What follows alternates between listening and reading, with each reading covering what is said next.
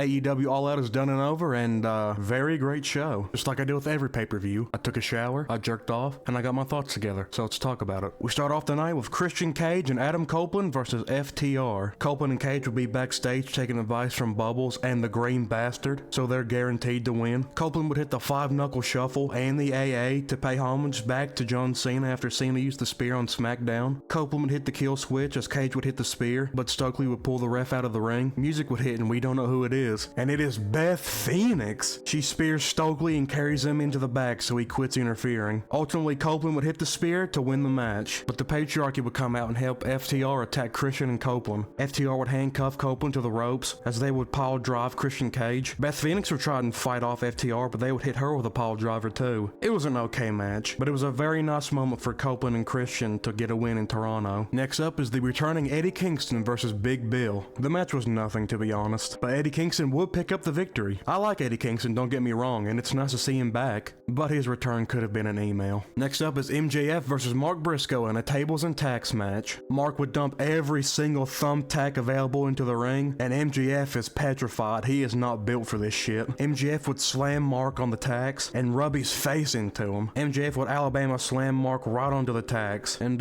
Max, I think you need a pad. It looks like you're on your period. MJF would finally get what he deserves and gets dropped on the tacks. Mark Briscoe would bring out a thumbtack covered chair with a huge smile on his face, but MJF would be the one to hit Mark with the chair. Mark would hit the froggy bow on MJF through a tack covered table, and Mark would end the match with the J Driller picking up the victory. Very fun match. Next up is the Hurt Syndicate versus Ricochet in the Gates of Agony. Ricochet tries to get big to square up against Bobby Lashley, and he even tries to hit him with a flurry of punches, but it just looks like the scene from Friday the 13th Part 8. Bobby Lashley would look to spear Leona into the barricade, but he would throw a chair at Bobby. Ricochet would leap over the barricade onto Bobby and Shelton, and Ricochet would ultimately hit the spirit gun to win the match. Very fun match. Both of these teams look great. Maybe Ricochet and the Gates of Agony go after the Trios Championship next. Next up is Riho versus Mercedes Mone for the TBS Championship. Riho jumps from the apron and stomps Mercedes on the outside, then gets on the announce table and stomps her again. Riho would hit a perfect crucifix bomb. Mercedes would hit a Meteora from the announce table. Mercedes would dropkick Riho right in the throat. Riho would put Mercedes in a nasty single leg crab. Towards the end, Mercedes would grab the ref to distract him so she could gouge Riho's eyes, allowing her to hit the Money Maker to win the match and retain her TBS Championship. Very good match. I really enjoyed this one. Mercedes is great as always. Riho's great too. You can't hate her. The question now is who's going to be the one to dethrone Mercedes Mone. Next up is Kazuchika Okada versus Konosuke Takeshita versus Máscara Dorada for the AEW Unified Championship. Takeshita would hit a nasty brainbuster on Dorada on the outside. Okada would go for the Rainmaker on Takeshita, but Takeshita would reverse it into a beautiful Blue Thunder Bomb. Dorada would hit a nasty Canadian Destroyer on Takeshita. Dorada would hit a Hurricane Rana on both Okada and Takeshita off the top rope, but ultimately Okada would hit the Rainmaker on Dorada to win the match and retain his Unified Championship. Very great match. Impressive performances from everyone, especially Máscara Dorada. He absolutely showed out this match, and they are definitely setting up Okada versus Takeshita. They had so many stare downs in this match, it's hard to count. Hopefully we see them go at it in the finals of the C2 tournament this year. Next up is Jon Moxley versus Darby Allin in a coffin match. Darby doesn't waste any time on entrances and starts attacking Jon Moxley. Darby would hit a coffin drop from the crowd onto Jon Moxley. Darby would nearly bite Moxley's ear off. Moxley has a coffin set up, and as he does, Darby would dive onto him and both of them would land in the coffin. Moxley would drop the coffin on Darby's hands. Darby would stab Moxley with a fork. Darby would hit a coffin drop on the coffin. Darby would get payback and he closes the coffin on Moxley's fingers this time. Bryan Danielson would hand Darby a bag and it's got a plastic bag in it. Darby would choke Moxley with the plastic bag, but a returning Pac would come to help Jon Moxley. I didn't know who this was at first. Pac looks crazy without his long hair. Pac would chuck Darby out of the ring onto the coffin. Pac would put Darby in a body bag and he'd set him in the coffin, allowing Moxley to kick the coffin shut to win the match. Very good match. After the match, the Death Riders would carry Darby to the back to most likely sacrifice him. Next up is Timeless Toni Storm versus Jamie Hayter versus Thekla versus Kris Statlander for the AEW Women's World Championship. Thekla would do her spider walk, but Toni Storm would get in the ring and she'd yell, "I hate bugs," and kicks her. Thekla would spear Jamie Hayter off the apron. The match would surprisingly end with Kris Statlander using the seatbelt to pin Toni Storm to win the match and win the Women's World Championship. This was very surprising, but in a very good way. Even Toni Storm couldn't believe it. Look at her. And now Kris Statlander is the first woman to hold both the TBS and the AEW Women's World Championship. Championship. Next up is Brodido versus the Young Bucks versus Jetspeed versus the Don Callis family in a 4-way ladder match for the AEW Tag Team Championships. Mike Bailey would moonsault onto Bandito on a ladder. Mike Bailey would hit his backflip knees on a ladder on Hechicero. Bandito would sunset flip Josh Alexander on a ladder. Brody King would pile drive Mike Bailey through a ladder, basically killing him and taking him out the whole entire match. The Bucks and the Don Callis family would lift up Kevin Knight while he's on a ladder and dump him through tables on the outside. Bandito would moonsault with a ladder onto the Don Callis family, and ultimately Brodido would retain their tag team championships. Great and chaotic match. Everyone looked amazing. After the match, the Bucks would be in the ring, and out of the crowd comes a returning Jack Perry, but the Bucks are too much for Jack. But as they're going for the TDE trigger, the lights go out, and a returning Luchasaurus would help Jack Perry. Jack Perry and Luchasaurus would hug it out, reuniting the Jurassic Express. After this, we cut backstage to Jon Moxley with his coffin, most likely looking to set Darby Allin on fire, but Darby Allin would escape the coffin and attack Jon Moxley. Darby would put Moxley in a body bag, and he would set that motherfucker on fire. The security would have to drag Darby before he fucking kills Jon Moxley. And we move on to the main event, Hangman Adam Page versus Kyle Fletcher for the AEW World Championship. This match has unique lighting just like Ospreay and Hangman did at Double or Nothing, but unfortunately only for a few minutes. They turned the regular lights back on. Fletcher would powerbomb Hangman on the apron. Hangman would go for his moonsault tombstone pile driver, but Kyle would catch him with a kick in midair. Fletcher would hit a brainbuster on Page through a table. Hangman would hit Kyle with a dead eye through a table on the outside, and Kyle absolutely drops straight on his head. Hangman would hit the V-trigger, getting revenge for Kenny Omega after Kyle nearly killed him. Hangman would hit big pressure on Kyle yet again, planting his head into the ground. Hangman would go for the buckshot layer, but Kyle would reverse it into a brainbuster, but Hangman would be able to kick out. And Bryan Danielson is losing his mind on commentary. Kyle removes the turnbuckle pad, and Kyle will go for a brainbuster on the top rope on the turnbuckle pad, but Hangman will reverse it into a dead eye off the top rope and drops Kyle on his neck yet again. Good lord, he is fucking dead. And ultimately Hangman would hit the buckshot lariat to win the match and retain his AEW World Heavyweight Championship. Fantastic match. Both of these men were absolutely amazing. Hangman continues to have an amazing 2025, and Kyle Fletcher proves that he is the protostar and the future of AEW. Give it a few years, Kyle Fletcher will be AEW World Champion. The show ends with Hangman raising the AEW World Championship, a very far cry from where he was at last year's All Out. What a great main event to cap off a great pay-per-view.